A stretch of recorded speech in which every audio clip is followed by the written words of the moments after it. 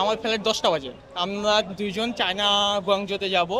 দেন আমরা ভিতরে গেছি, ওইখানে আমাদের টিকিট কাউন্টার থেকে যেরকম এখনো বুকিং নিচ্ছে না, আমাদের 9টা থেকে অপেক্ষা করতে বলছে। দেন এখন দেখা যাক বুকিং কেন নিচ্ছে না? বুকিং এ এখানে ফায়ারে একটা ইস্যু হয়েছে। দেন এই বিষয়ের জন্য আর কি ওনারাও ভিতরে অনেক মানে বাহিরের তুলনায় বাইরে তো মানুষ আসতে দিচ্ছে না ফার্স্ট কাউন্টার থেকে। দেন ভিতরে তো মানুষ ইউজ পরিমাণের, সবার ফ্লাইট ক্যান্সেল হয়েছে, কেউ দুবাই যাওয়ার জন্য অপেক্ষা করতেছে, কেউ কাতার যাওয়ার জন্য অপেক্ষা করতেছে। এখানে বলতে এখানে তো বসে আছি, যে দেখতে অনেক মানুষ বসে আছে, আমরা সবাই অপেক্ষা করতেছি কোন সময়, এদিকে শিডিউল দেখতেছি কোন সময় শিডিউল খুলে, এই অপেক্ষায় আছি আর কি। আর কি করবো, কিছু কিছু করার নেই। আপনারা কি ধরনের কষ্ট পোহাচ্ছেন এখানে? কষ্ট বলতে এসে আমি আসছি বিকেল 4টার দিকে, এখানে এখন পর্যন্ত এখানে বসা, বুঝতেই পারতেছেন কি কষ্ট, কিরকম কষ্ট বললে তার বোঝানো যায় না।